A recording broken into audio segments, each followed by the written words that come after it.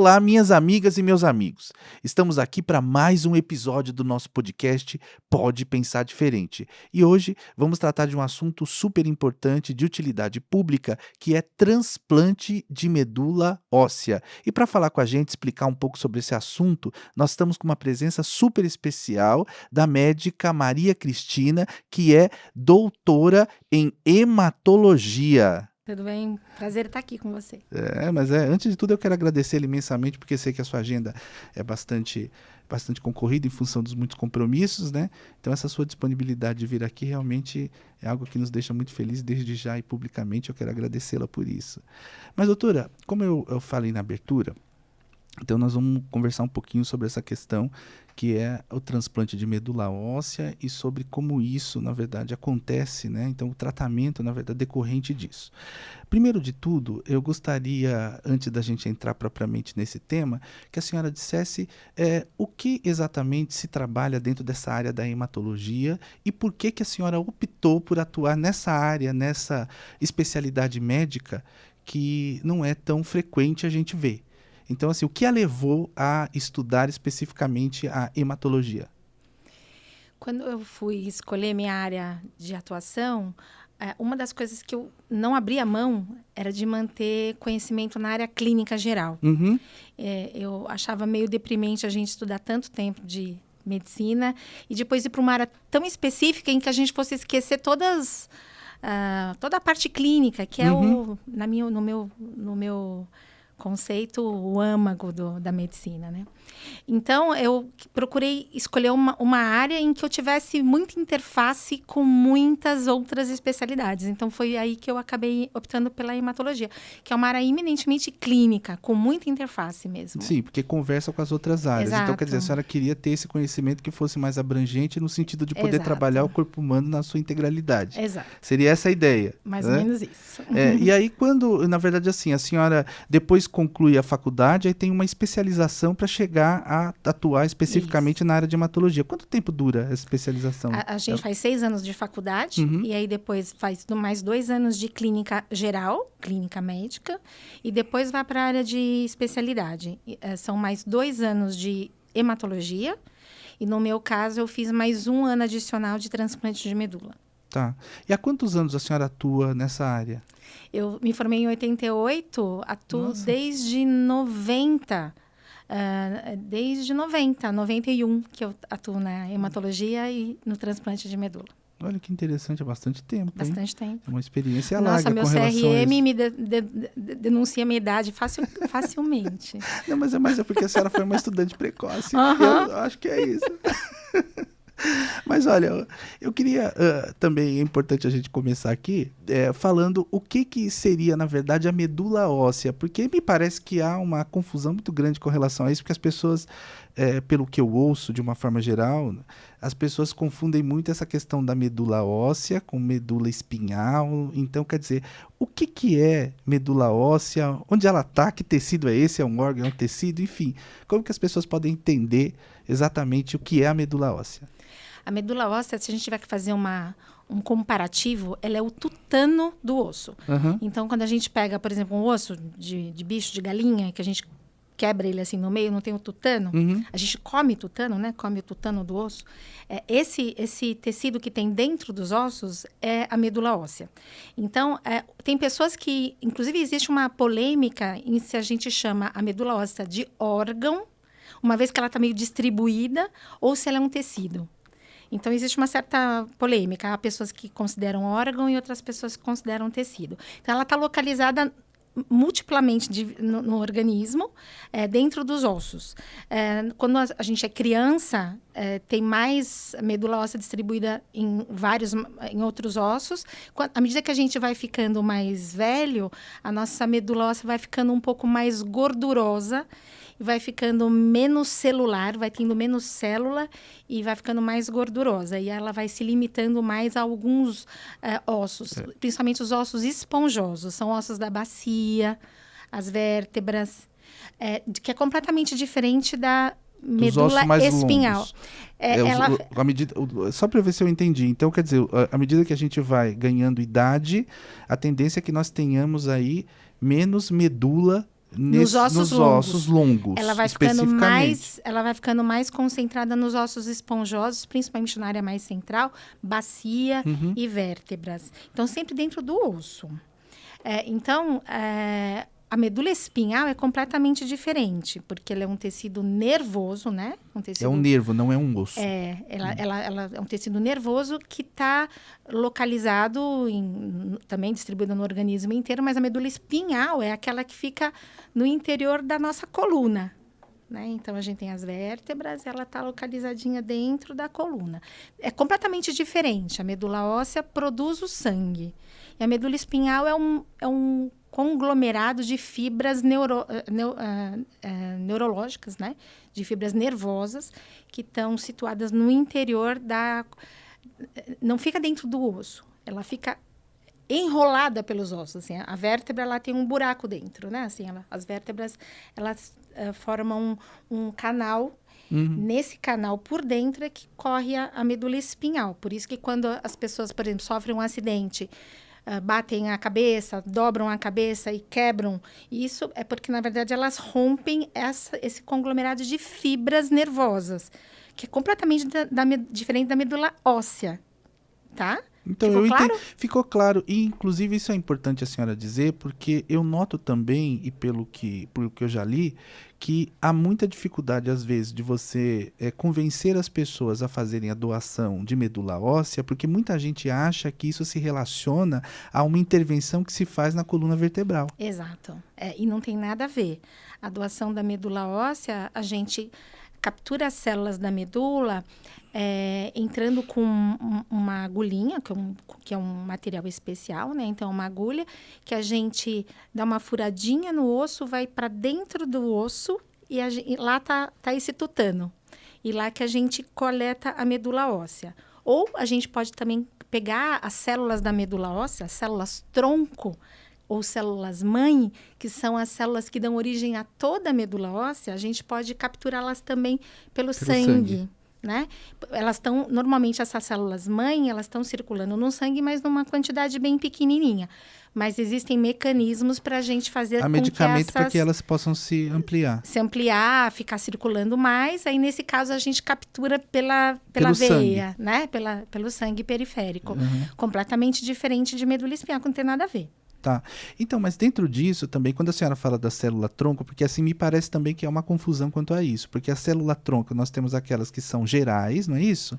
E aquelas que são específicas, porque também eu ouço muito frequentemente que a gente deveria ter mais cuidado com relação ao umbigo, né? Aquele material que se colhe no momento do nascimento, aquilo deveria, porque me parece, ali um material extremamente rico no que se refere à questão das células-tronco. Né? Exatamente. Então, eu gostaria, se a senhora puder aqui também colocar da forma clara como a senhora está fazendo em relação às outras questões, essa diferença, quer dizer, qualquer célula-tronco, na verdade, que é possível a gente coletar para eventualmente até fazer um transplante, ou existe diferença? Enfim, quais são as diferenças entre as células-tronco? Então, quando a gente fala em célula-tronco, a gente, de fato, amplia um leque, né? E, potencialmente, a gente poderia, na célula mais primitiva de todas, poderia ser uma célula que dá origem a vários tecidos. Então, seria uma célula que daria origem a medula, a osso, a fígado, ou seja, seriam células que poderiam ter esse potencial, essa plasticidade, mas não é essa célula-tronco que a gente está conversando. Aqui a gente está falando da célula-tronco hematopoética, ou seja, já é uma célula-tronco que mantém aquela capacidade de diferenciação, de proliferação, mas para a linhagem do sangue. Você entende? Entendi. Então, na verdade, ela produz exatamente, quer dizer, células... se volta a isso para que essa produção do sangue, digamos. Exato. Potencialmente, existe a célula-tronco mais a antecessora dela, vamos dizer assim, que talvez fosse a célula-tronco primordial, que começa lá do início da nossa gestação e que vai acabar dando origem a vários tecidos, você entende? Mas aqui, quando a gente fala de medula óssea e célula-tronco hematopoética, a gente está falando de uma célula que já está direcionada para ser uma célula que vai formar o sangue. Entendi. Tá? Que é específica, mas também não é qualquer célula, é importante frisar isso. É uma específica, que a senhora falou, que é hematopoética. Hematopoética, a célula-tronco é hematopoética. Tá.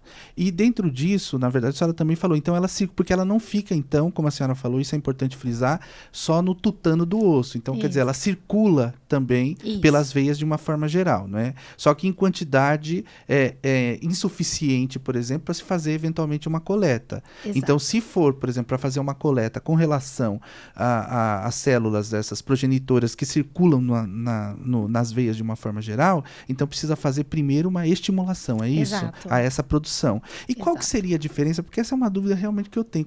Então, qual que é a diferença? Por exemplo, quando que eu necessariamente tenho que pegar essa célula progenitora que circula na veia e quando que seria essa específica do tutano do osso? Quer dizer, quais são? Existe uma diferença ou eu posso escolher qualquer uma? Na verdade, ela é a mesma. É a mesma. Ela é a mesma. O que vai definir se a gente vai coletar central, que seria, a gente vai lá na bacia e coleta o tutano, que é a coleta da medula óssea de forma central, ou a célula periférica, que a gente coletaria do sangue. O que vai definir isso é o tipo de transplante que a gente vai trabalhar. Então, assim, quando a gente faz transplante de medula, a gente tem várias indicações para o transplante. Então, por exemplo, eu posso transplantar uma pessoa porque ela tem uma anemia aplástica, por exemplo, ou uma anemia falciforme. Essas são doenças, em geral, benignas. Elas são doenças que precisam ser transplantadas, porque são doenças graves, mas não são doenças neoplásicas, entendeu? Não são doenças cancerígenas, vamos dizer assim. Quando a gente trabalha, então, quando a indicação do transplante são as indicações são doenças benignas, em geral, a gente dá sempre preferência a trabalhar com a medula óssea. Por quê? Na verdade, as células são as mesmas. Eu pensava que era o oposto, acredita? A periférica e a central são as mesmas, mas quando a gente colhe a central, a gente colhe mais purificada. Ao passo que quando a gente coleta a periférica, a gente vem com muita contaminação de células mais maduras, de células que a gente chama de linfócitos T. Linfócito é um tipo de glóbulo branco que a gente tem no sangue. Então, quando a gente faz o hemograma, se você testar um hemograma, você vai ver lá glóbulos brancos, a gente tem neutrófilos, eosinófilos, basófilos e tem os linfócitos. Os linfócitos são as células que a gente tem que mais são encarregadas de fazer a nossa defesa, no sentido de produção de reconhecer o que não é nosso e o que é nosso, tá? Cada uma desses glóbulos brancos tem uma função, mas os linfócitos T, eles são capitais no sentido de detectar o que é nosso, o que não é nosso, que a gente chama de self e não self. Porque o nosso organismo tem que atacar coisas que são não self. Então, se vem o que não é nosso. O que não é nosso. Antígeno, de uma forma geral. Exatamente. Tá. Ou mesmo células de outra pessoa. Sim, é porque também tem essa produção, a gente entendi. Então, quando acontece isso, a gente tem esses linfócitos que fazem essa função. Mas quando a gente quer o transplante de medula, a gente não pode ter muito linfócito T, esse linfócito que é muito reativo e que pode fazer um ataque muito grande aos tecidos de quem recebe, que a gente chama o hospedeiro. Porque no transplante de medula a gente tem o paciente, que é o hospedeiro, e a gente tem as células tronco, que são do doador, né? Ou medula óssea. Então, se a gente trabalha com a medula óssea, a gente coleta a medula óssea, a gente coleta mais purificado, não tanto com esses linfócitos T. Então, em geral, a gente tem menos reação. Seria uma espécie de rejeição, digamos, do organismo por aquela medula que está sendo introduzida. Isso. Seria uma reação do que a gente fala de reação do enxerto contra o hospedeiro. Então, a gente causaria reações imunológicas que a gente não queria, ou pelo menos não pretende ter numa doença benigna. Mas, por outro lado, quando a gente colhe periférico, a gente colhe um número muito maior de célula-tronco. Então, em geral, a medula pega mais rápido. Então, escolher entre uma coisa e outra... Depende, na verdade, do que você está tratando. Exatamente. É isso que vai determinar. De base, depende do que se eu quero que pegue muito rápido ou não, se eu não quero reação desses linfócitos, entende? Então, a gente tem que pôr na balança tudo isso para a gente definir qual que é a melhor fonte de células. Isso é o que a gente chama de fonte de células no transplante de medula. Que a fonte pode ser central, medula óssea, ou pode ser periférica, que é esse sangue que a gente colhe pela veia. Entendi. Agora, avançando nesse aspecto, quer dizer, quem que pode doar medula óssea, né? Como que é feito o procedimento de coleta desse tecido ou para alguns órgãos? Assim, o doador, a gente tem que... Assim, a prerrogativa principal é que o doador seja compatível. Então, para ser doador, a pessoa precisa ter um paciente precisa ter um doador compatível. Quando a gente trabalha com 2 tipos de universo. Um que é o transplante que a gente chama de parentes, né? Então, a gente busca um doador na nossa família, principalmente entre os irmãos, porque entre os irmãos a gente tem uma chance maior de encontrar uma pessoa que seja completamente compatível. Então, mas aí a senhora já está avançando, só para eu entender, para deixar claro aqui para as pessoas que nos assistem, porque eu tinha uma dúvida, porque, veja só, quando a gente já tem a situação de haver necessidade de realização de um transplante, então, assim, já está consolidada essa questão do problema. O que eu queria, pelo menos nesse primeiro momento, que a gente pudesse explicar às pessoas, é a necessidade, por exemplo, de elas se apresentarem para o Cadastro Nacional de Medula Óssea. Porque a informação que eu tenho, eu posso estar equivocado, a senhora me corrija se assim for, é que nós teríamos, inclusive, embora o Brasil tenha já um cadastro muito, digamos assim, robusto, né, em matéria de gente disposta, de número, em tese, eu vou falar disso, mas disposta a doar, mas me parece que a grande maioria não sabe. E também, mesmo essas pessoas que estariam dispostas a doar ou que se apresentam para esse cadastro, também me parece que quando chega na hora de doar, também muitas vezes tem problema e a possibilidade que você tem de achar aí sim um compatível é muito pequena. Então, quer dizer, você precisa ter um universo muito maior. Então, eu gostaria, na verdade, de saber, primeiro, realmente quem que pode doar, como que a gente faz, por exemplo, para se tornar, doador, participar, né, aí desse cadastro, se colocar à disposição como doador de medula e para a gente avançar nessa questão da compatibilidade em função até da dificuldade que a gente tem de encontrar esse doador que seja compatível 100%, ou nesse caso, como a senhora falou de aparentado, me parece que até 50% eles admitem, né? Mas eu gostaria de, primeiro ponto, essa questão que envolve quem que pode e a questão do cadastro. O doador de medula, ele tem que ser maior de 18 anos. A pessoa precisa estar bem de saúde. Ela não pode ter nenhuma neoplasia, não pode ter nenhuma doença infecciosa grave, do tipo HIV ou uma hepatite em atividade, mas é uma pessoa adulta. Mesmo se ela teve hepatite, se não tiver em atividade, tudo bem? Não tem problema. Se ela já teve hepatite... HIV, se for intransmissível, dá problema? Se for... Intransmissível. Se a pessoa tiver com a carga viral negativa... mas esse é um critério de exclusão. De exclusão, doação. Tá.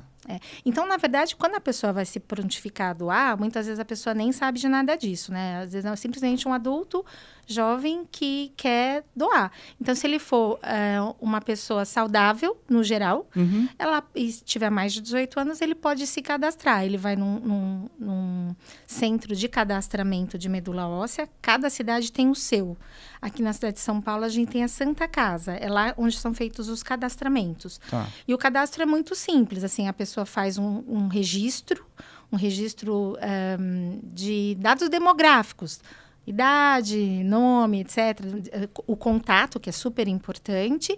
E aí a pessoa ela faz um exame de sangue, que é um exame de sangue que vai ser de HLA, que é a tipagem HLA.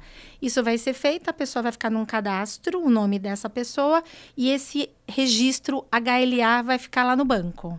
Tá, é um registro, na verdade, esse HLA tem a ver com a questão do cromossomo? Tem a ver com esses dados genéticos, né? Essa questão. Isso, porque o HLA é como se fosse o nosso que é QR Code. Sim, entendi. Entendeu? Perfeito. Então, assim, o QR Code, cada um Entendi tem bem. um seu. Existe, para ser compatível, digamos assim, no HLA, teria que ter um QR Code igual, vamos supor assim, né? Acho que é uma metáfora aceitável. Muito Então, clara. vai ter esse QR Code ali com o nome dessa pessoa. Ele não vai ser submetido a mais nenhum exame nesse primeiro momento, é só se cadastrar. Só isso. Só isso. Aí, esse nome dessa pessoa, junto com esse HLA, vai ficar num banco de dados. Que é federal. Ele é nacional. Ele é federal. E aí, na verdade, a gente também tem... como é que fala? A gente tem contatos com os bancos internacionais. Então, na verdade, na medida em que ele é colocado no nosso banco, esse dado também vai ser enxergado, vai ser visto pelos bancos internacionais que são associados, entende? Aí tem troca, porque assim, por exemplo, no caso que eu sei, o maior parece que é o dos Estados Unidos, Tem né? dos Estados Unidos, da Alemanha, que também é gigante. maravilhoso. Exato. Então, nós somos todos vinculados. Então, a gente sempre tenta fazer primeiro uma busca no registro nacional, mas não havendo no registro nacional, a gente faz com o Banco Internacional também, que são os associados. Eu não sabia, que legal. Sim, é automático. Então, essa pessoa vai... Para doar, a pessoa só precisa ter mais de 18 anos. Então, como eu te falei, tem um limite máximo de idade que eu preciso confirmar. Uhum.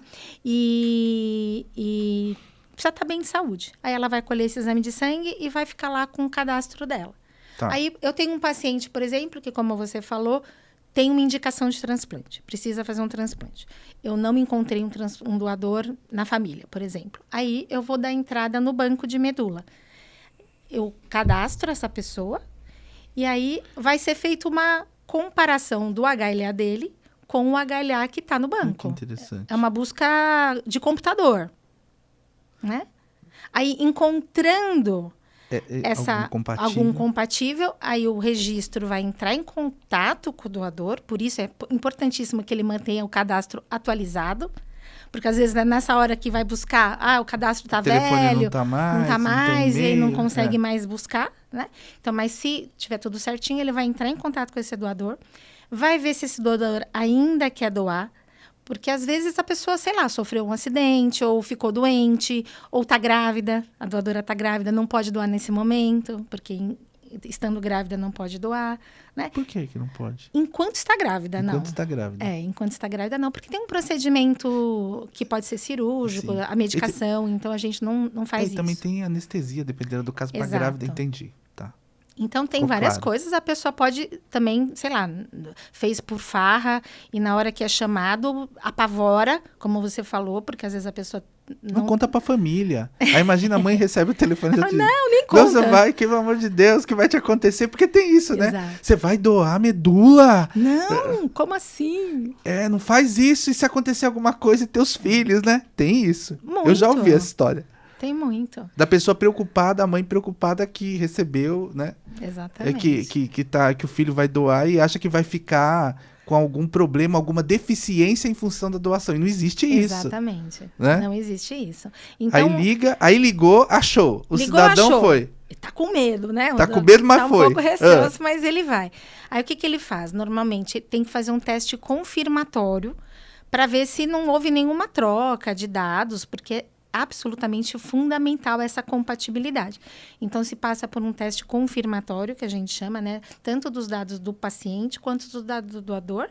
E aí, o doador vai responder... Aí, sim, ele vai passar por uma série de exames para ver se ele está apto a doar.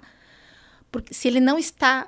Se a gente não vai colocar o doador sob risco, então, ele precisa que ele esteja saudável. Sim, porque nesse período entre o fato dele ter se cadastrado, ele pode, por exemplo, ter contraído uma IST, vai saber, e que esteja ativa. Ou então, às vezes está doente, ele nem sabe. Sim. Exato. Ou, de repente, tem a questão da neoplasia, que a senhora mencionou. Exatamente. Ele não tem ciência. Exatamente. Então, nesse momento, a gente faz o que a gente chama de workup do doador. Ele vai passar por uma série... Ele passa por um check-up. Porque a premissa número 1 do transplante é nunca faça mal ao doador. Nunca. O doador tem que ser o elemento mais seguro de todo o procedimento. O paciente tem os seus riscos, porque são inerentes os riscos ao transplante. Mas o doador está fazendo um ato voluntário e a gente não quer nunca que aconteça nada para o doador. Então, esse workup é Entendi. feito para que a gente proteja o paciente, né, de não receber nenhum problema do doador e, principalmente, do doador não sofrer nenhum problema quando doe. Então, a gente faz avaliação cardíaca, entendeu? Tem uma série de coisas que são feitas. Eletrocardiograma, sorologias, a função Tudo. hepática, a função renal, exato. Nossa, que interessante. É bem amplo mesmo. É bem ampla a investigação que se faz com relação à saúde do doador. Exato. Até dentro dessa premissa de não prejudicar. Não prejudicar, né? Premissa número 1 do transplante. Olha que interessante. E aí, esse doador compareceu, é compatível. O que é essa compatibilidade? Quer dizer, ela tem que ser de 100%? Ou seja, eu tenho que ter, do ponto de vista genético, né, alguém que seja geneticamente o meu espelho? Como é que funciona isso? Então, quando a gente... Do ponto de vista do HLA, tá? Então, quando a gente fala HLA... a gente está falando de um sistema que é esse QR Code de identificação, que não tem nada a ver, por exemplo, com o tipo sanguíneo. Só para dar um exemplo. Importante, Então, por exemplo, às vezes a pessoa é compatível do ponto de vista do HLA, mas tem tipo sanguíneo diferente. Um é B, um é O, um é A, um é B. Ah, mas como assim? É assim. Porque são sistemas genéticos diferentes. Então, o que a gente tem que mostrar compatibilidade é simplesmente nesse sistema do HLA.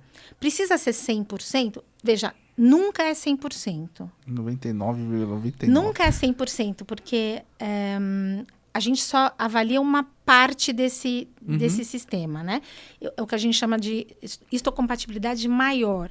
Existem pecinhas nesse QR Code que são menores e que a gente não precisa que sejam compatíveis, são as menores. Então, assim, uma pessoa só é idêntica se ela é gêmea idêntica. E mesmo assim parece que não é bom, né? Porque se ela tivesse, aquele que é o gêmeo teve um problema, em tese, se são gêmeos idênticos do ponto de vista aí genético, a probabilidade de você ter o problema de novo é significativa. Eu tô equivocado. Exatamente isso. Então, né? no gêmeo é uma questão idêntico, de lógica. Exatamente. Então, assim, nem é o melhor doador. Às vezes, para alguma situação específica, mas, assim, no geral, não é o melhor doador. Então, o HLA... É ser idêntico, mas não igual. Exato. Ele é idêntico do ponto de vista de HLA, mas está longe de ser igual. Então, um é gordo, um é magro, um é branco, um é preto, um é feminino, um é masculino, um é tipo sanguíneo diferente do outro. E eu posso, por exemplo, em função de eu receber, né, a medula de alguém que tenha um tipo sanguíneo diferente do meu, ter modificado o meu tipo sanguíneo? Vai ter modificado. Necessariamente? Necessariamente. Olha, é muito legal isso. Isso é muito legal. Isso então, da história eu não achava filme, que era né? necessariamente. Eu achava que poderia haver uma modificação. Não.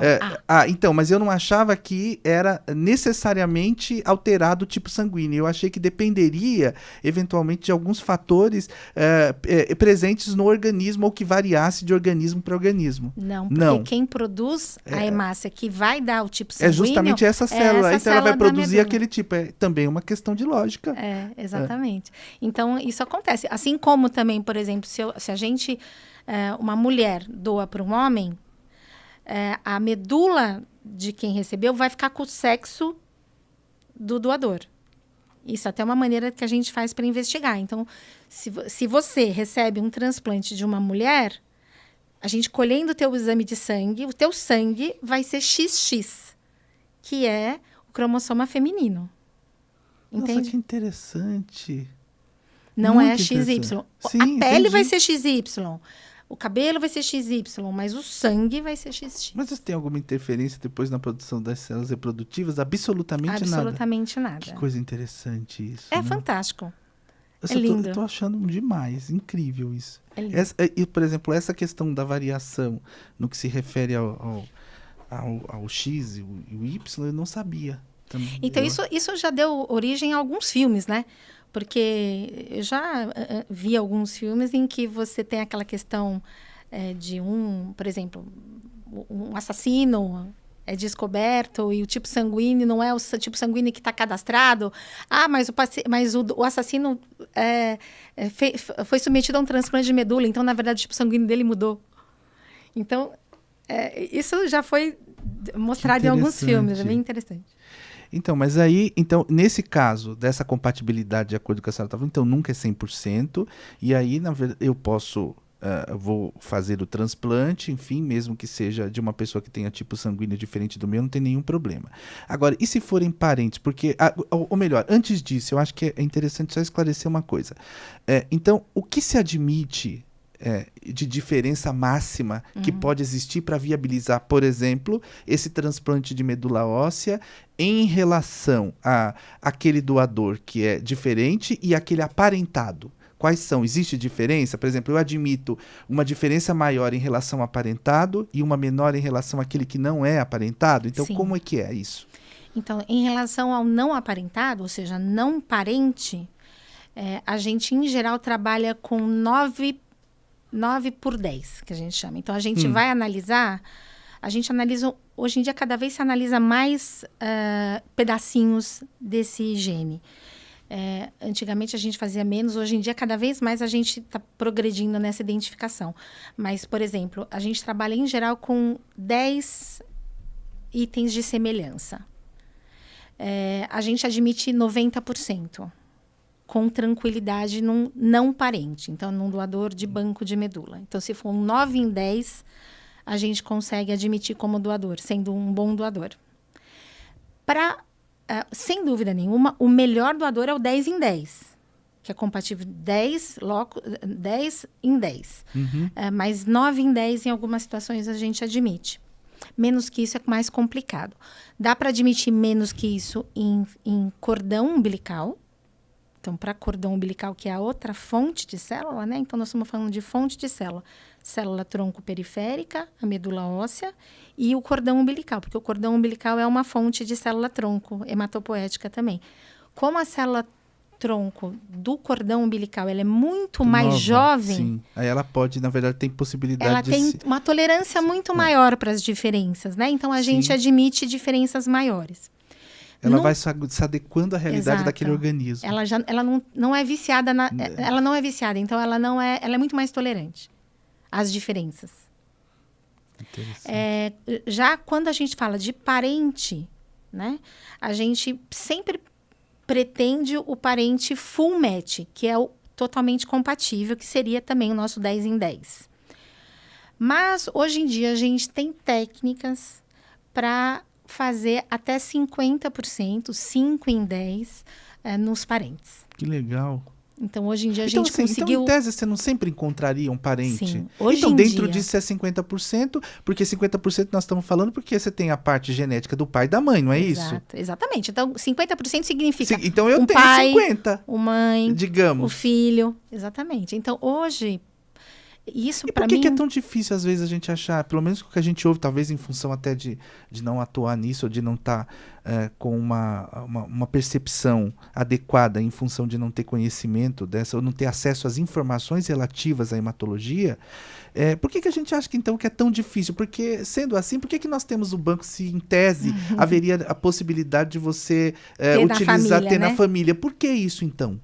Ruth, você tocou num ponto super interessante, porque isso tudo é ciência em evolução.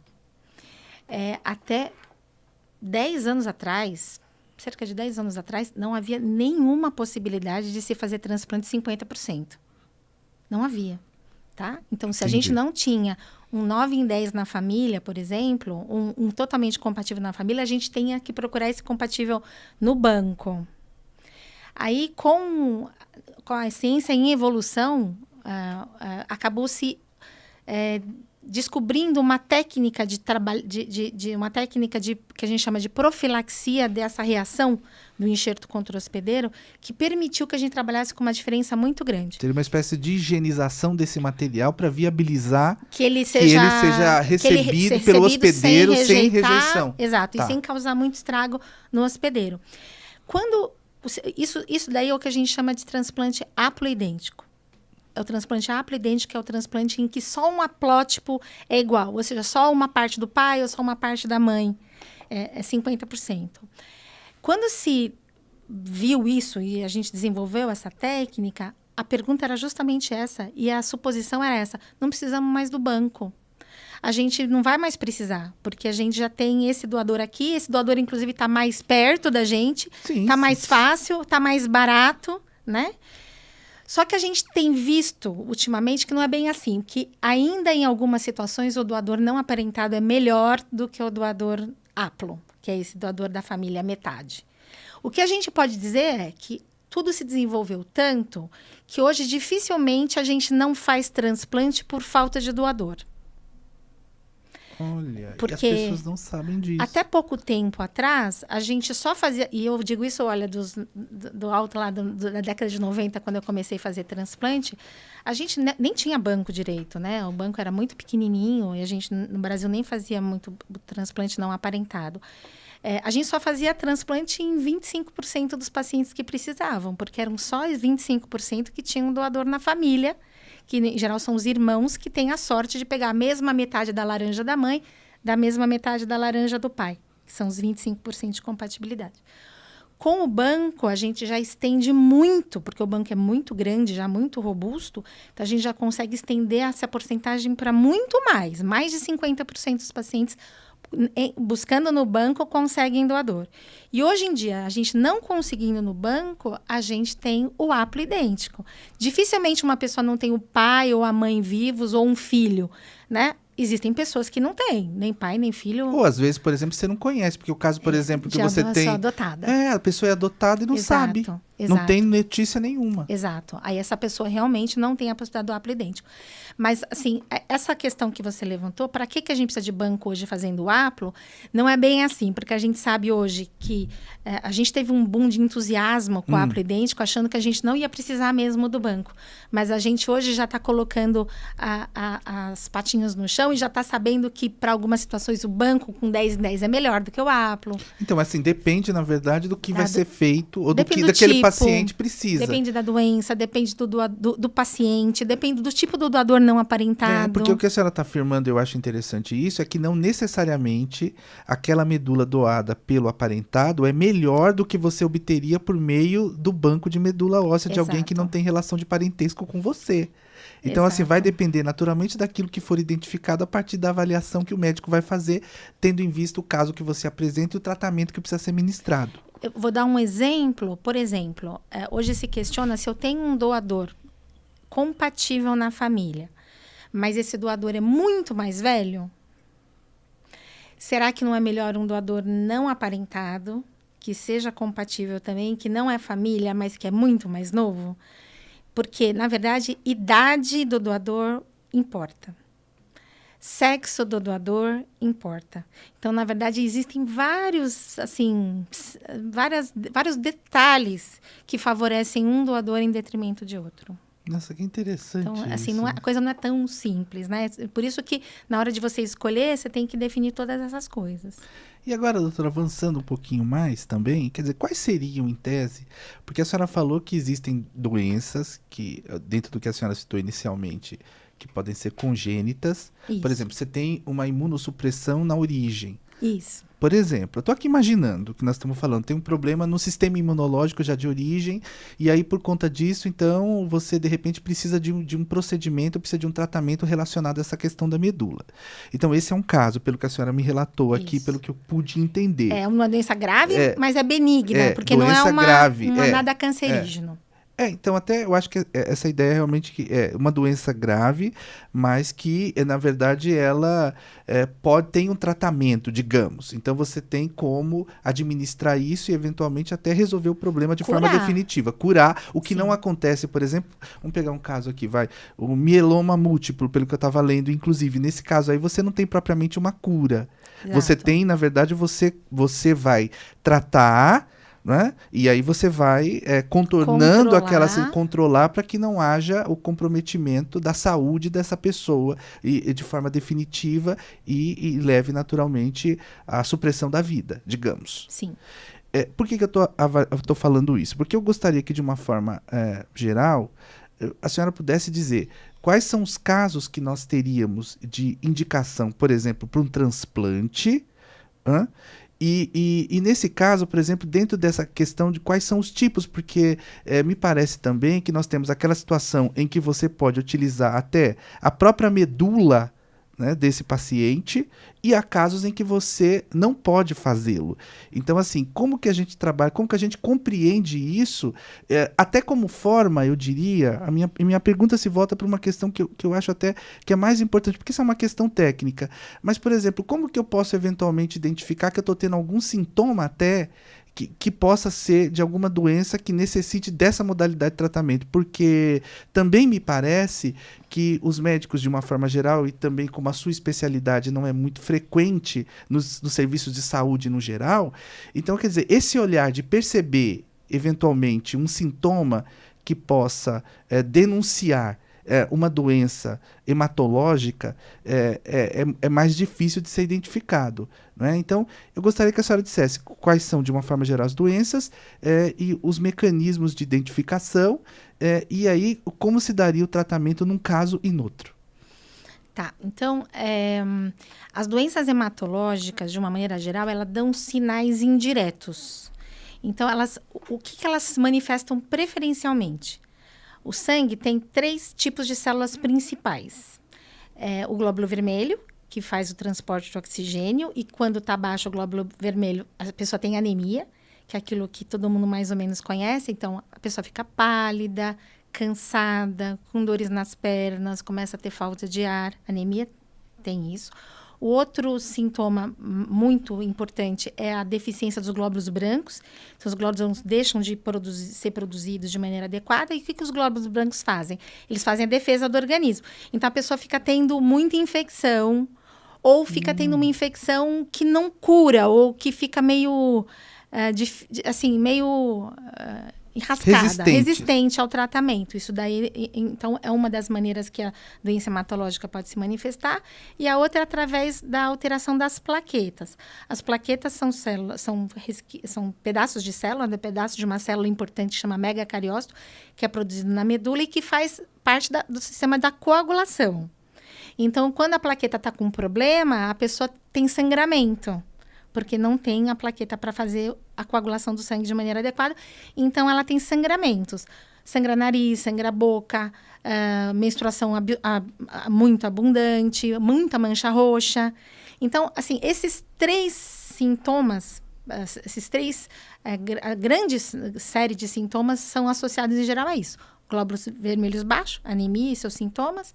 Glóbulos brancos baixos, que dão uma infecção, e plaquetas baixas, que em geral dá sangramento. Entendi. Então, esses são os principais sintomas que aparecem aí, então, a gente que tem são que ficar sinais. atento a esses exames aí e realizar periodicamente, não é? Então, ou não? Hemograma é o tipo do exame que todo médico pede. Né? Então, assim, ginecologista, urologista, clínico geral, geriatra, em geral, sempre tem um hemograma na jogada. A questão é identificar essas alterações. Existem... Uma coisa que a gente vê muito na prática, por exemplo, são idosos que às vezes passam por geriatra e que começa a ter anemia.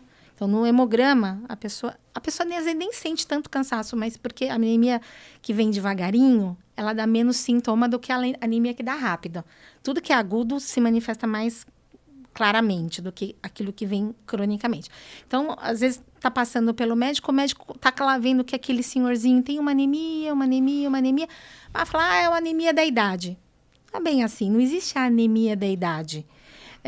Existe anemias que precisam ser vista a causa. É preciso investigar, né? A causa, sim. Então, essas alterações no hemograma, que às vezes, na maioria das vezes, dão os sinais para que o hematologista seja chamado. Tá?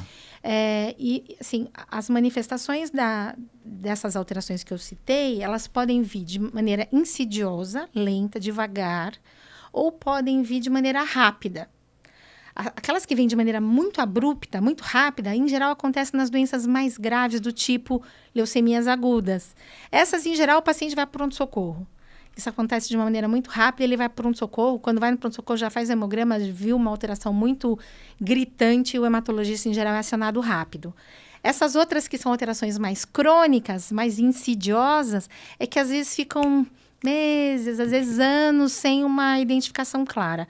Por exemplo, o mieloma múltiplo, que você citou. O mieloma múltiplo é das doenças hematológicas malignas mais comuns, e embora seja rara, não é muito frequente, mas dentro da hematologia é uma das doenças mais comuns, e às vezes elas se dão de uma maneira muito insidiosa, e às vezes começa com uma anemiazinha, com alterações que passam despercebidas muito tempo.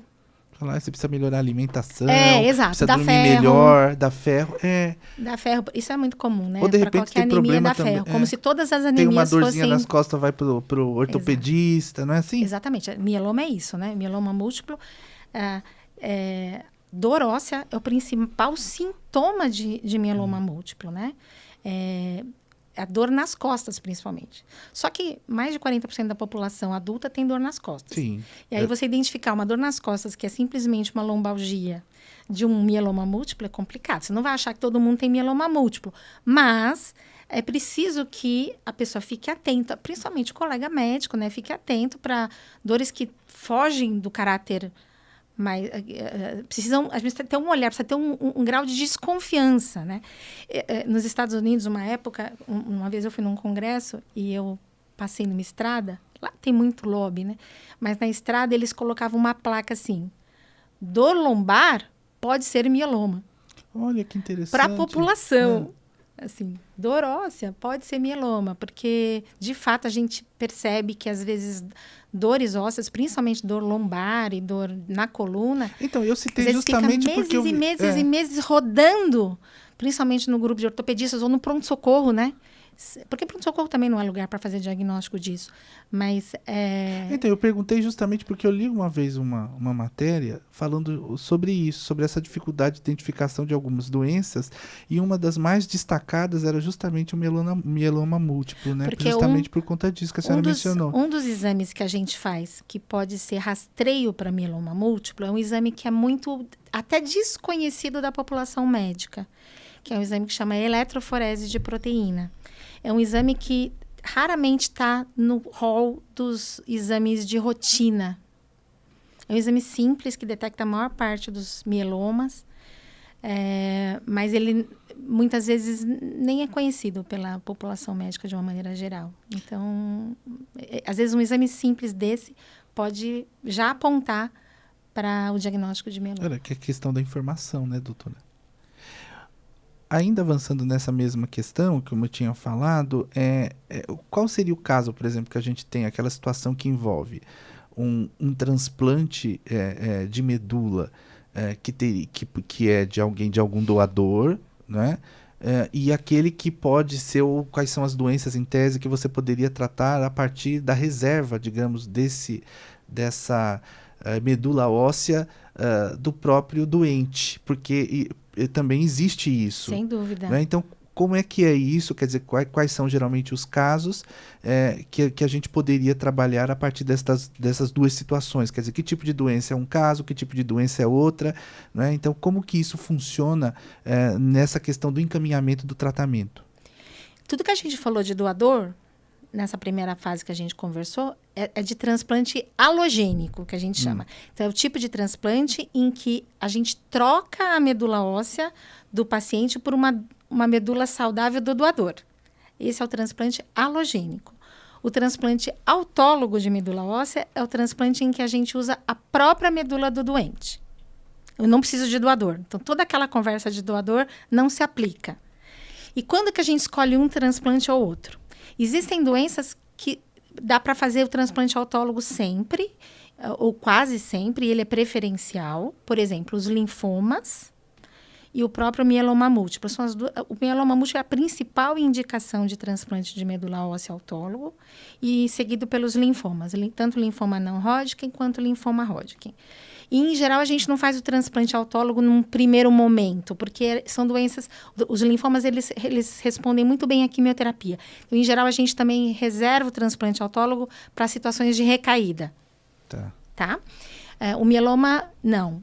Em geral, a gente indica o transplante numa fase bem precoce do tratamento para os pacientes que têm menos de 65 anos. Então, Entendi. O paciente teve diagnóstico de mieloma múltiplo, em geral, ele faz um tratamento quimioterápico que dura 4 a 6 meses, e ele sendo jovem, a gente considera 65 anos, às vezes vai para 70 também, em geral ele já vai para uma consolidação que a gente chama com o transplante autólogo, que é o uso da própria medula. Eu vou explicar isso. Já para outras doenças, por exemplo, leucemia mieloide aguda, leucemia linfóide aguda, que são doenças mais com esse caráter agudo, assim, de ocorrência, sempre o transplante alogênico é melhor. Para doenças congênitas do tipo anemia falciforme, obviamente você tem que trocar essa medula. Para imunodeficiências, então também você tem que trocar a medula, porque você troca o sistema imunológico. Entendi a lógica. Na hora que a gente troca a medula, a gente está trocando o sistema imunológico. Porque, na verdade, o sistema imunológico está contido aí nesse sistema hematopoético. Então, na hora que eu faço um transplante, por exemplo, num imunodeficiente, eu estou dando o sistema imune novo para ele. Tá? Então, em geral, tem doenças que a gente não faz transplante autólogo. A leucemia mieloide aguda, por exemplo, é uma doença que você eventualmente pode fazer o transplante autólogo. Aí, nesse caso, existem algumas situações que cabe o transplante autólogo. Para a leucemia linfóide aguda, em geral, não. É alogênico. E essas outras que eu citei. Os autólogos são principalmente para essas doenças que a gente chama de tumores hematológicos do tipo sólido e mieloma. Linfoma é uma doença hematológica maligna em que você tem um aumento dos gânglios. Os gânglios fazem parte desse nosso sistema, né? E muitas vezes a medula nem é acometida, a medula óssea, não é acometida diretamente. Aí você vai falar, mas por que eu vou trocar a medula se não foi atacada, digamos, ou se ela está íntegra? Para quê? Vai fazer um transplante autólogo, né? Na verdade, o transplante autólogo, ele funciona da seguinte maneira. Qual é o raciocínio por trás disso? Em oncologia, de uma maneira geral, você trabalha com uma dose de quimioterapia meio padrão, que é baseada no peso e na altura do paciente, em que você quer matar a célula doente, mas não quer matar o indivíduo.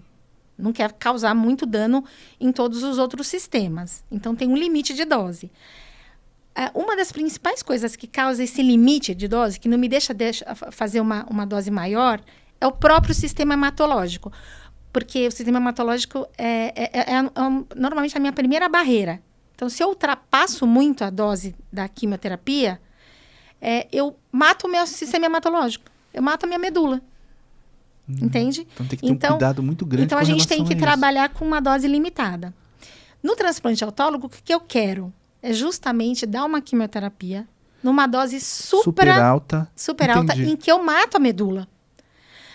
Porque eu quero dar uma dose maior. Por quê? Porque uma dose maior eu consigo matar mais célula oncológica, mais célula doente.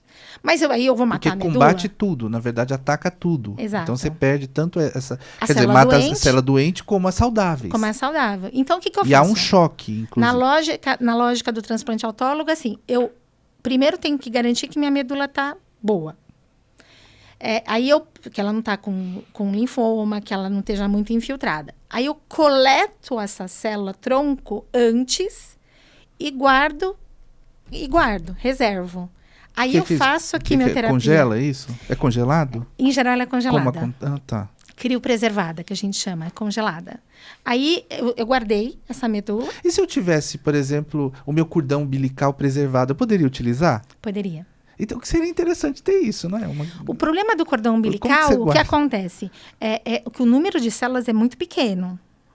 Ah, tem isso. Tá? Também seria insuficiente. Então, em geral, o cordão umbilical é bom para pessoas, para crianças, porque o número de células é pequeno. Tá, entendi. Então, às vezes, é difícil de dar conta para adulto. E nos adultos, em geral, você consegue coletar as células tronco. Aí você coleta, guarda essas células, faz a quimioterapia supraletal para a medula. Aí você conseguiu atacar essas células doentes com uma dose muito maior de quimioterapia, que era o que você queria. E aí, depois que sai a quimioterapia do organismo, você devolve a medula. E aí ela já se instala e começa o processo de Exato. Então, o transplante autólogo significa o quê? Tem muitos lugares que nem chamam de transplante. É uma quimioterapia de alta dose com resgate de célula-tronco. Então, que seria, tecnicamente, digamos assim, eu estou avaliando apenas a linguagem, mas me parece mais precisa. Exato. É isso mesmo. É muito mais preciso. Então, a gente fala de transplante autólogo porque tem essa questão de tirar e de pôr a medula. Então, todo mundo fala transplante autólogo, tá muito... Mas, assim, o termo mais, talvez, tecnicamente confortável é isso.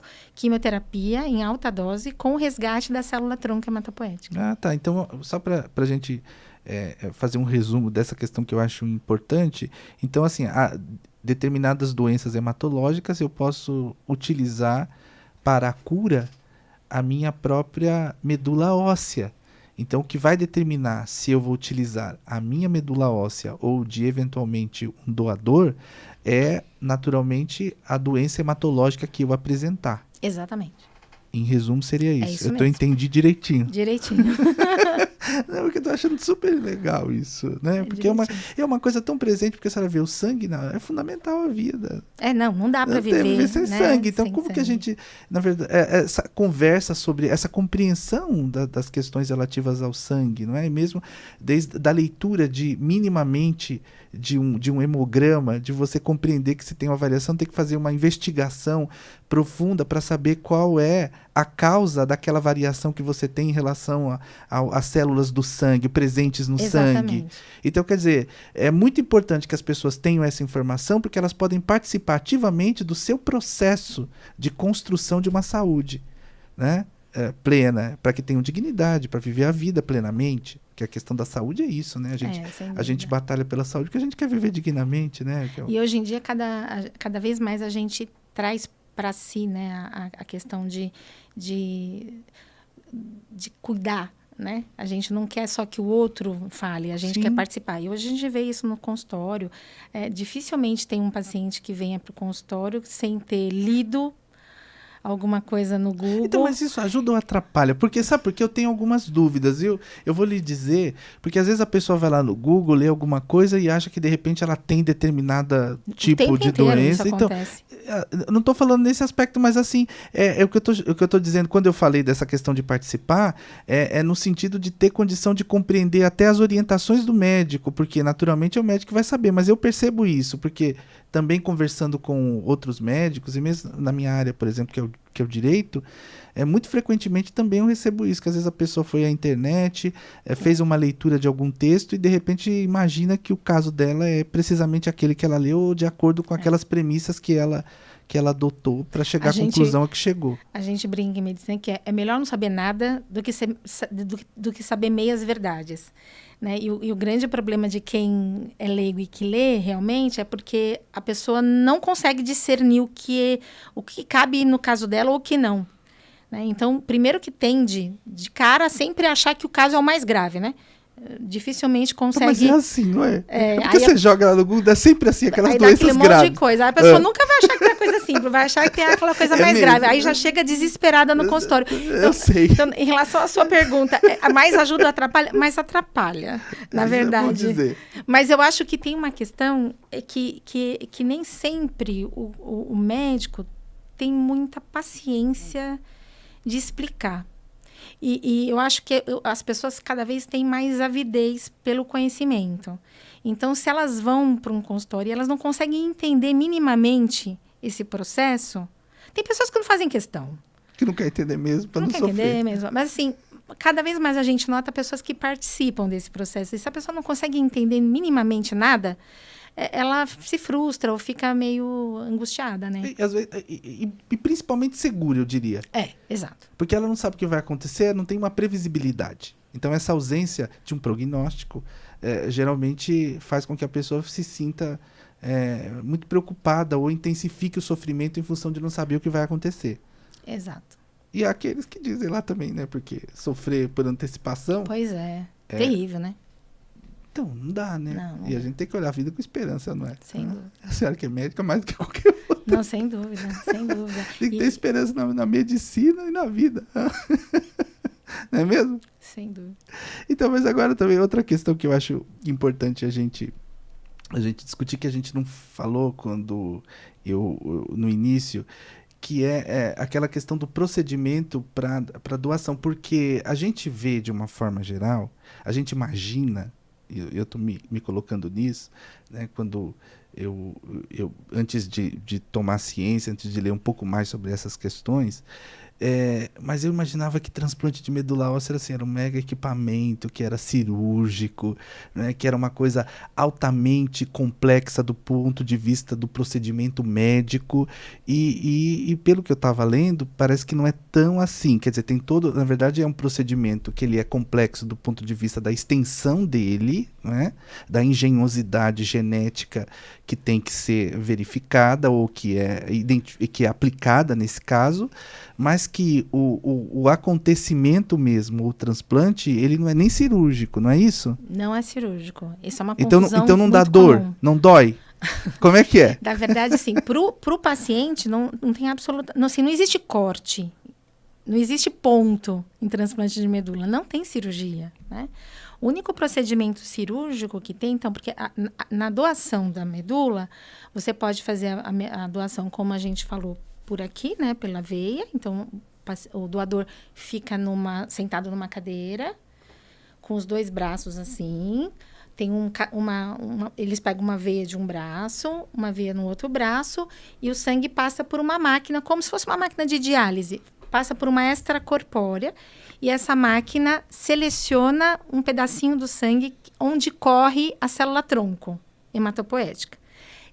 Aí essa máquina coleta essa célula, põe num saquinho e o sangue volta todo para o doador. Então não tem corte nenhum. Precisa que ele tenha dois bons acessos de veia. Caso não tenha esses 2 bons acessos, às vezes passa catéter no doador, em alguns casos bem específicos. O outro procedimento, que é a coleta da medula óssea, aí o doador vai para o centro cirúrgico, sim.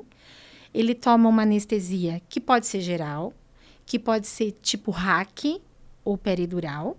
Ele fica de barriga para baixo, aí fica com o bumbum para cima, fica um médico de cada lado, e naqueles 2 ossinhos que a gente tem, que são as 2 cristas ilíacas. Da bacia ali. Da bacia, na região atrás, assim, onde tem 2 ossinhos mais salientes. Lá a gente coloca uma agulha, que então não tem ponto, não tem corte. A gente coloca uma agulha que eu vou tentar explicar como se fosse uma caneta Bic. É uma agulha que tem uma coisa dentro, assim, uma carga dentro. Aí a gente dá uma espetadinha no osso. Tá fazendo careta, né? Isso doeria se não tivesse anestesia. Então, na verdade, aí a pessoa está anestesiada, o doador está anestesiado. A gente coloca a gente fixa essa agulha, aí a gente tira essa parte de dentro, como se fosse a caneta Bic. A gente conecta uma seringa e aspira. Porque como a medula está lá dentro, como se fosse o tutano, é um sangue grosso, a gente aspira. Aí colhe 5 ml, 5 ml, 5 ml, a gente vai coletando, põe num saquinho de transfusão, e depois acabou de aspirar tudo que a gente precisa aspirar, a gente faz um curativo. O doador pode ficar com um pouquinho de dor alguns dias nessa região da bacia. Porque a gente faz vários, assim, a gente só faz um furinho por fora, mas a gente faz vários furinhos internos. Então, a pessoa pode ficar com um pouco de dor nessa região por uns dias. Mas é uma dor extremamente tolerável. Crianças doam, no dia seguinte estão pulando. Adultos, às vezes, depende da dramaticidade da pessoa, pode doer um pouco mais ou não. Porque dor é uma coisa muito pessoal, né? Mas não é nada que limite muito. Normalmente, a pessoa fica com 5 dias, a gente dá afastamento, e depois a pessoa já vai para suas atividades normais. Tá? Então, existe eu já tô aqui existe esse procedimento cirúrgico, que, na verdade, é um procedimento de anestesia, em que a gente faz essa coleta. Mas aí o risco, então, seria a anestesia. O risco para o doador, é anestesia. Então, por isso que a gente faz exames de coração, faz os outros exames de rim, de fígado, tudo para ver se ele tolera bem essa anestesia, que em geral é bem curta também. É um espaço bem curto. Tá? E aí depois ele fica lá até passar anestesia, e aí pode ir no mesmo dia para casa. A gente, em geral, deixa ele umas 12 horas em observação, deitadinho, no dia seguinte ele vai embora. Então, fica umas 24 horas no hospital. Aí eu coletei, e aí coletou, fica aquele como saquinho vai fazer bonitinho. O transplante agora? Aí eu pego esse saco bonitinho da medula e levo pro quarto do paciente, e ele recebe como se fosse uma transfusão de sangue. Entra pela veia. Entendi. Tá? Então, quer dizer, no geral, não tem como Não a gente existe, imagina que não vai existe introduzir. grandes equipamentos. Assim, o transplante de medula óssea é altamente complexo. No sentido de que ele exige que você tenha uma equipe muito bem treinada, porque você joga o paciente para uma situação de imunossupressão violenta. Porque você faz porque no transplante, o que acontece? Então, as fases do transplante, a gente faz uma quimioterapia no paciente para matar a célula doente, para abrir espaço nessa medula, para preparar esse organismo para não rejeitar a medula nova. Então, isso é uma fase que a gente chama de condicionamento. Então, dura aí uns 5, 7 dias. -7, -6, -5, -4, -3, -2, -1, 0. O dia 0 é o dia que eu venho com o saquinho no quarto dele e devolvo e dou uma medula nova para ele. Ou a própria medula, se for autólogo, né? Ou se for a do doador. Que é alogênico. Alogênico. Quando eu infundo essa medula é como se fosse uma semente. Ela vai entrar na circulação. As células tronco vão, por tropismo, se localizar lá dentro da medula óssea. Quer dizer, então você não vai introduzir no osso. Não. Na verdade, você joga na corrente sanguínea e, Exato. A partir daí, a própria célula vai achar se colocar o seu nicho. Isso, exatamente. Ela vai se estabelecer. Achar seu nicho e vai começar pegar a parte que lhe toca do latifúndio do corpo. Vai começar a produzir, né? Aí ela começa a produzir. E aí a gente vai vendo o hemograma diariamente, porque a gente joga o paciente para 0 então ele não produz mais sangue por um período, né? E aí quando ele pega a medula, é quando a gente já vê sinais desse glóbulo branco circulando. Aí a gente vê o glóbulo branco circulando, depois o glóbulo vermelho e a plaqueta. Aí a gente diz que a medula pegou, quando o glóbulo branco já está circulando. Mas assim, então o transplante não é complexo do ponto de vista de aparelhagem, mas ele é extremamente complexo do ponto de vista humano, assim, e do lugar onde ele vai fazer. Porque a gente tem uma responsabilidade, a gente joga esse paciente para 0 de imunidade. Se pegar uma doença ali, pode ser fatal. Exato. Por Então, mais aqui o problema é a infecção. simples que a doença fosse. Né, infecção nesse período em que o paciente não tem uma medula trabalhando. Ele não tem a dele e não pegou a nova. Então ele tem que estar super protegido num lugar assim, protegido de tudo mesmo. Então, durante esse período, e ele fica quanto tempo aí? Isso são coisas também que já mudaram muito. Antigamente a gente tinha uma ideia de que ele tinha que ficar numa bolha completa. Então, por isso que eu estou perguntando. O ideal para os transplantes mais complexos, em que você tem um risco maior, em que você joga a imunidade para um nível muito mais baixo, nos transplantes halogênicos mais complexos, o ideal é que você faça isso com um paciente internado numa unidade específica em que o ar é filtrado. Você tem um ar-condicionado que filtra o ar continuadamente para diminuir principalmente a quantidade de fungos presentes. Você tem que estabelecer como é que fala? Um isolamento de contato. Então, você tem que... A pessoa que entra tem que lavar muito bem a mão, porque o que a gente transmite os germes, de uma maneira geral, principalmente pelas mãos e pelo ar, né? Então, e o paciente está com catéter, está todo invadido. Então, tem que ter muito cuidado nesse sentido, com o ar, com quem entra lá que não pode nunca estar doente. Em geral, a gente usa máscara também. Antigamente, a gente nem usava máscara. Nós sempre usamos na nossa equipe, mas, assim, havia setores que não se usava, porque não se achava que era válido. E a lavagem de mão, que é absolutamente fundamental, né? Mas existem transplantes que são muito mais simples. Então, por exemplo, o transplante autólogo, em que você tem você não joga essa imunidade para um nível tão baixo assim, porque você vai receber a sua própria imunidade, você não trabalha com imunossupressor, por exemplo. E a medula pega mais rápido também, a imunidade recupera muito mais rápido. No período de 7, 10 dias, recupera. Então, para esses casos mais simples, você pode fazer até o transplante ambulatorial. Tá, entendi. Em que você nem interna o paciente. Ele fica... o mínimo de tempo... Ele vai para o hospital praticamente todo dia para receber medicamento, para fazer exame de sangue, para tomar transfusão, se for o caso, mas ele não precisa ficar nesse ambiente super protegido, entende? Entendi. Então, esse transplante ambulatorial é uma entidade muito interessante, que se faz muito em transplante autólogo. Inclusive, a gente meio que tira o paciente, às vezes, de um meio que é muito contaminado, né? Porque o meio hospitalar também é um meio muito contaminado, em que você tem germes muito poderosos, né? Muito resistentes. E no caso do halogênico? Então, nesse caso aí, quanto tempo, em média, demora para a pessoa 18 dias. 18 dias para a medula pegar. Em geral. Aí depois que pegou, por exemplo... Mediana, tá? Mediana, sim, eu tô falando uma média. Às vezes é 24. Não, eu tô falando uma média realmente, assim. Porque isso também vai variar de organismo para organismo, né? O que eu tô querendo saber aqui é o seguinte, quer dizer, depois que pegou, quanto tempo eu posso ir à rua, eu posso voltar à minha vida, às minhas atividades, e como que é esse tratamento, ou como tem que ser esse acompanhamento depois, né, que se operou aí esse transplante de medula? Então, em geral, tem um acompanhamento? Tem, a gente nunca dá alta para o nosso paciente, é muito difícil de dar alta. O paciente, em geral, pega a medula. Quando pega a medula, ele começa a se recuperar de uma série de complicações inerentes ao transplante. Uma delas é mucosite. Então, o paciente, muitas vezes, tem uma mucosite muito forte. Ele não consegue comer, não consegue tomar os comprimidos. Então, quando pega a medula, em geral, a mucosite melhora. Ele consegue ficar muito melhor. E a gente vai tirando os antibióticos, tirando aquele monte de soro, tirando aquele monte de coisas que a gente está dando para o paciente internado. E começa a transitar os medicamentos para oral. E aí, normalmente, com uns 25 dias do transplante, contando do dia 0, o dia da infusão, tá? Aí, no demais 25, mais ou menos, se não tiver nenhuma grande complicação, o paciente vai para casa. Ele vai para casa, ele fica no ambiente normal de casa.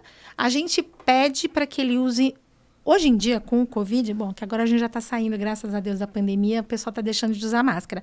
Mas os transplantados, a gente pede que use máscara sempre até os 3 meses. Não precisa fazer isso no ambiente de casa, mas fora de casa. Evitar ambientes com muita gente. Basicamente, aquelas mesmas orientações que a gente recebeu nessa pandemia do Covid, é isso que a gente faz com o paciente transplantado. Em geral, nos primeiros 3 meses é o período mais crítico, em que a imunidade está retornando no transplante halogênico, que ela vai retornando aos poucos. Então, os 3 primeiros meses, a gente pede para o paciente ser mais contido, evitar ambiente muito fechado, muita gente, usar máscara, ter cuidado com as mãos, não comer carne, peixe cru, né? Mas, assim, muito já se mudou. Antigamente, se falava em muito tempo sem... Mas eles recebem visita... Obviamente, desde que as visitas não sejam doentes. Mas, por exemplo, a gente libera paciente de comer coisas cruas. Por exemplo, verdura e frutas. Teve uma época que se achava que não tinha que comer verduras e frutas cruas, só cozidas. Hoje em dia, a gente sabe que isso não é verdade mais. Inclusive, eles precisam muito dessas vitaminas. Precisa higienizar muito bem a fruta e a verdura. Não é com vinagre, por exemplo, sim, entendeu? Entendi. Até por conta da questão da imunidade, ainda está em processo Exato. De recuperação. Então, em geral, 3 meses é o período mais crítico, com 6 meses já libera bem, e, em geral, 6 meses, dependendo de cada caso, porque cada caso é um caso, às vezes já volta a trabalhar. É comum recidiva de voltar? Da doença de base? Da doença de base. Ou qual seria a mais frequente? Infelizmente, a recidiva é comum, e ela é mais comum para as doenças mais avançadas. Tá. Então, assim, se você tem uma leucemia mieloide aguda, mas a leucemia vai para o transplante controlada numa fase precoce, a recaída é um índice bem mais baixo do que se você vai, por exemplo, com uma leucemia que já recaiu 3 vezes, já tomou um monte de quimioterapia e que vai com resquício da doença.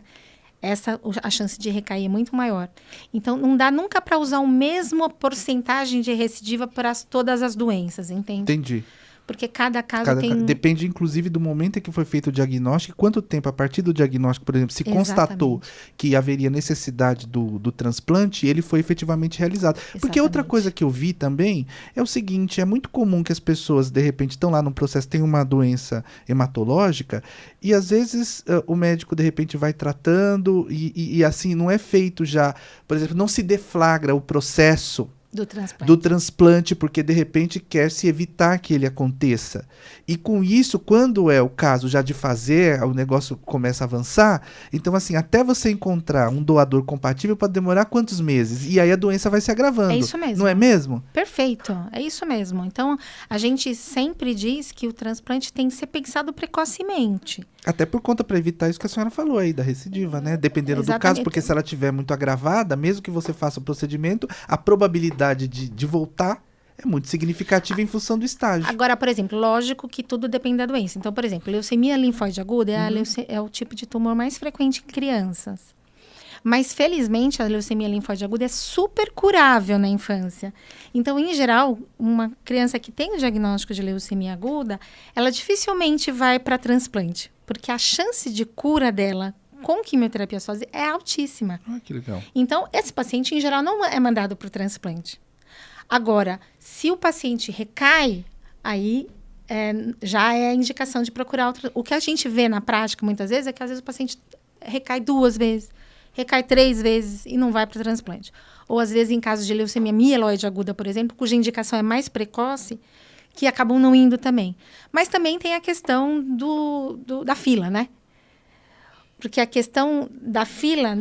Veja, em transplante de medula, a gente não tem fila pela medula, né? Porque cada um tem a sua própria medula. Eu não disputo pela medula do meu vizinho, né? Mas tem a questão do leito. Então, para os pacientes que têm serviço privado, que têm convênio, eu acho que não existe problema nenhum de fila, porque a gente tem muito serviço privado já que faz transplante e que pode fazê-lo no momento mais adequado, o momento mais pertinente. Infelizmente, no SUS, não é essa a realidade, porque a gente tem um número de leitos para transplante no SUS que é muito pequeno.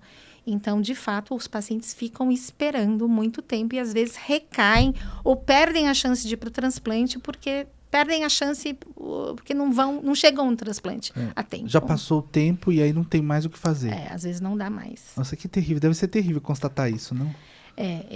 Eu acho que esse é um dos desafios maiores que a gente tem. A gente tem que aumentar o número de transplantes que podem ser realizados pelo SUS.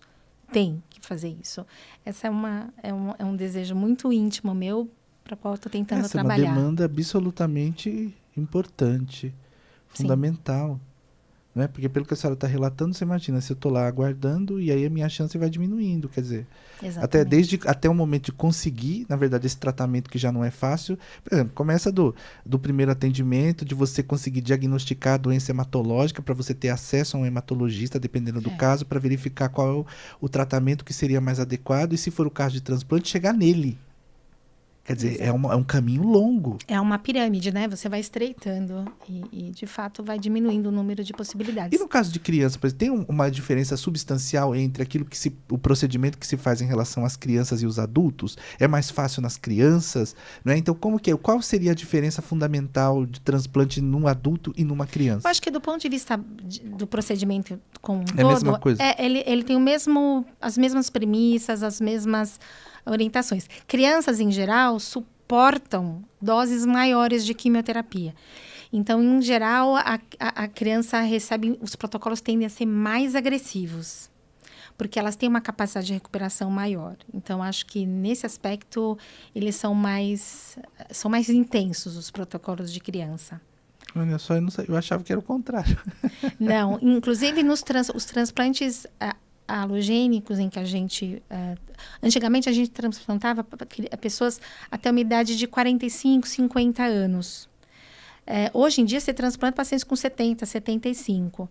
Mas a gente precisou aprender a fazer algumas adaptações. Então, por exemplo, o regime de condicionamento, que é aquela fase da quimioterapia que eu descrevi inicialmente, para adultos mais idosos ou que têm comorbidades... diabetes, hipertensão, problema cardíaco, obesidade, etc., a gente adapta e faz regimes de condicionamento menos intensivos. É o que a gente chama de regime de intensidade reduzida. Isso permitiu que a gente conseguisse transplantar muito mais pessoas, porque o transplante é muito agressivo, né? Sim. Então, o índice de mortalidade é alto, a morbidade é alta. Então, a gente reduz a intensidade da quimioterapia para pacientes mais idosos. Olha que interessante. Essa questão da idade também chama atenção, porque eu imaginava que fosse menos. para você poder fazer o transplante. E nesse caso, é possível que você tenha que fazer, por exemplo, mais de um transplante, ou haveria uma limitação quanto ao número deles? E ainda acompanhando isso, que eu também não perguntei, mas eu acho que é relevante a gente dizer, eu posso doar medula óssea quantas vezes? Né? Então, quer dizer, como é que é isso? Você poderia doar medula várias vezes, assim, pode, exato, porque ela se regenera completamente, então seria possível. Nós tivemos um caso na HC, lá na época que eu trabalhava na HC, há muitos anos atrás, em que uma doadora do banco de medula doou para 2 pacientes diferentes. Olha só. Era uma doadora de Santos.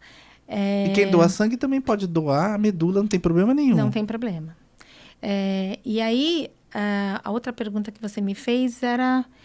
por exemplo, quantos transplantes em tese haveria uma limitação? Porque passar. De repente eu posso passar por quantos? Ou isso vai depender da análise que você vai fazer concretamente em relação à situação do paciente? Depende de cada situação. Em alguns pacientes, se a doença recai, por exemplo, depois de um tempo, é possível que ele seja retransplantado depois de um tempo. Então, há pessoas que passam, às vezes, por 2 transplantes. Há casos até de 3 transplantes, mas é exceção. É bem exceção. Né? Exceção. Por outro lado, existem algumas doenças, por exemplo, existe uma indicação de transplante que é bem desconhecida, que é a indicação de transplante por tumores de testículo, é mesmo. Tumor de testículo. Então, tumor de testículo é uma doença altamente curável com quimioterapia. Mas existem algumas situações específicas em que a doença não responde muito bem ou recai. Nesses casos, a gente usa o transplante autólogo, aquele em que faz quimioterapia, dose alta, etc. E para esses casos, a gente tem indicação de tandem, que é transplante duplo. Então, se faz um transplante e depois, no intervalo aí de 3 meses, a gente faz outro transplante. Então, faz 2 na sequência. E outra coisa também que eu gostaria de perguntar, aproveitando que a senhora falou essa questão do testículo, né, do câncer de testículo, que é uma situação bem excepcional. Você pensar em tratar um câncer de testículo a partir... Não é? Desse tal transplante de medula. Exatamente. Né? E aproveitando isso, eu me lembrei de outro caso. É fato que, por exemplo, nós tivemos, eu li recentemente, inclusive também nos jornais, que parece que nós tivemos o caso de cura de HIV dentro de um processo de transplante de medula óssea. Claro, me parece que a pessoa faleceu recentemente, mas não foi em função disso, foi em função de outros problemas. Então, dentro do que se tem hoje de literatura médica, das pesquisas que já se fez, objetivamente o seguinte, é possível afirmar de forma categórica que, a depender da circunstância concreta, você poderia curar efetivamente, não estou falando que é todos os casos porque eu sei das limitações, mas que poderia haver a cura, por exemplo, do HIV com o transplante de medula óssea, ou se a senhora acredita que no futuro próximo vai ser uma alternativa à cura dessa doença, dessa infecção sexualmente transmissível? Teve um momento lá atrás que se fez um pouco de pandemônio achando que o transplante ia ser a salvação, porque a gente troca a imunidade, poderia trocar a medula por um sistema imunológico novo. O grande problema é que esse vírus fica no organismo do paciente e volta a atacar as células da nova medula. Então, o grande problema é esse, dos reservatórios. Mas existe uma situação que é essa que você se falou agora, que porque existe um tipo de característica genética no paciente que ele é resistente ao vírus. Então, a gente sabe que existem pessoas que são resistentes ao vírus HIV. Então, o que acontece? Se, por acaso, uma pessoa que tem uma leucemia, por exemplo, mas também tem um HIV, ela está com a carga viral negativada. Você faz o transplante? Faz. O HIV não é motivo para não fazer o transplante no paciente. Eu não posso doar de um doador com HIV. Mas se for para outro, por exemplo, se for de um HIV para outro... Então, daí... percebe? Porque é uma questão relevante. Assim, isso aí eu acho que a gente vai, no mínimo... Então, eu entendi que a senhora falou, eu estou de acordo, só estou aqui pensando por conta dessa situação que a senhora está falando de não impedir, por exemplo, eu não sabia impedir Não, a gente inclusive tem vários casos de pacientes que que tinham Desculpa, eu outros interrompi, motivos. a Então, a gente isso. não transplanta pelo HIV. Tá. Veja, a gente transplanta pela outra doença de base, seja leucemia. Tá. Que é o exemplo que a senhora deu. A pessoa tem as duas. Exato, está com a doenças. carga viral controlada, porque se tiver com a carga viral descontrolada, aí o transplante vai desencadear a AIDS completamente, aí não tem cabimento. Então, ele precisa estar sob uso de antiviral, com a carga viral negativa. Aí, nesse caso, a gente consegue fazer o transplante e é Sem super problema. bacana. Dá certo. Dá super certo. Do mesmo jeito que um HIV negativo.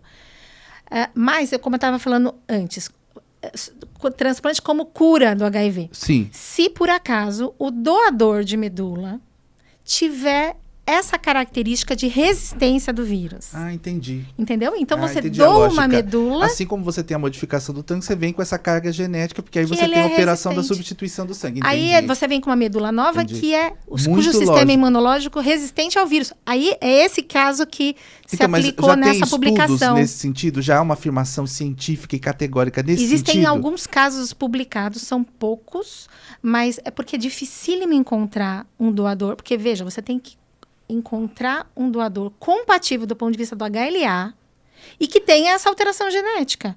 E isso é muito difícil. Sim, porque, quer dizer, se já é difícil... Você a encontrar a compatibilidade... Imagina isso, é a gota no oceano. Exatamente. Entendi, Mas- por isso que a senhora não acredita que isso poderia ser utilizado para essa finalidade. Não Entendi acho, a lógica. Entendeu? Ah. Mas quando a gente tem casos que vão para o transplante e que são HIV positivo, por exemplo, estão com a carga viral controlada, quando a gente vai procurar um doador, uma das perguntas que a gente faz é, será que ele tem aquela mutação que é resistente? Seria porque seria... o melhor dos mundos. Mas é Aí tem que praticamente fazer- impossível que a gente consiga essa associação. São relatos de caso. Entendi. Entende? Doutora, infelizmente nós estamos caminhando já para o final. Essa conversa agradabilíssima, muito esclarecedora. Eu achei sensacional. Então eu gostaria aqui já, realmente, lamentando o final aqui do nosso podcast, que a senhora deixasse um recado, assim, o que a senhora reputa um conselho fundamental dentro da perspectiva da prevenção de doenças hematológicas. Quer dizer, como que eu poderia, eventualmente, tomar cautelas para evitar chegar numa situação de precisar de um tratamento mais até sofisticado em função de ter uma doença que eu poderia ter diagnosticado antes e ter evitado o agravamento dela. Quer dizer, de uma forma geral, para ser mais objetivo, de uma forma geral, como prevenir doenças hematológicas? Eu vou ser bem... assim, infelizmente, essa resposta não vai ser muito boa. Porque doenças hematológicas malignas é praticamente impossível que a gente evite. Porque elas não estão muito associadas com hábitos como o cigarro. Ela tem um pool geral de obesidade, evitar carboidrato, exercício físico, que são conselhos que a gente dá para todo mundo para evitar doenças malignas, de uma maneira geral. Mas para a hematologia, inclusive, é uma população que não tem muito disso. A gente não consegue muito evitar. Tanto que a gente recebe muito no consultório pacientes que falam assim, mas eu não fumo, eu faço exercício, faço todo um monte de coisa saudável e tive uma leucemia aguda. Porque, infelizmente, não são doenças facilmente preveníveis. As doenças malignas hematológicas. As malignas. As doenças benignas hematológicas, aí nós estamos falando de anemia por falta de ferro, por carência de B12, uma série de outras coisas. Para essas, sem dúvida, é hábito saudável, alimentação saudável. Para os vegetarianos, tem sempre que fazer o monitoramento, né, de vitamina B12, de ferro, que são fundamentais. A gente nasceu para ser carnívoro e acho maravilhoso quem decide ser vegetariano, mas é importante que se monitore, né, porque a gente precisa do ferro e a gente precisa da B12 e isso não é tão facilmente adquirível por dieta comum, principalmente por dietas que não são ricas, né? Então, dietas ricas são fundamentais para que a gente previna doenças hematológicas benignas. As malignas, infelizmente, eu acho que a gente tem muito de destino. Existe um pouco de genética, então, em alguns casos... E muito de destino. e muito de destino. Ainda bem que tem gente como a senhora para poder mudá-lo, né? A gente tenta. Mas claro, tenta e consegue, né? Tendo visto seu trabalho aí, que é tão expressivo. Olha, doutora, mais uma vez, eu quero agradecê-la imensamente pela sua participação aqui no nosso podcast. A senhora realmente é um encanto, viu? A gente fica muito feliz de ver que há profissionais que têm um trabalho tão importante como o seu e uma vocação evidente, como é também o seu caso, viu? Eu desejo que a senhora prossiga nisso, siga firme nesse trabalho tão importante que tem colaborado com a vida, a manutenção da vida de tanta gente. Viu? Então, um abraço muito carinhoso para a senhora. Agradeço muito, Ruth. E para vocês, pessoal, tenho certeza que vocês gostaram muitíssimo, né? Nós estamos aqui, um programa sensacional, aqui o nosso podcast foi maravilhoso com a doutora Maria Cristina.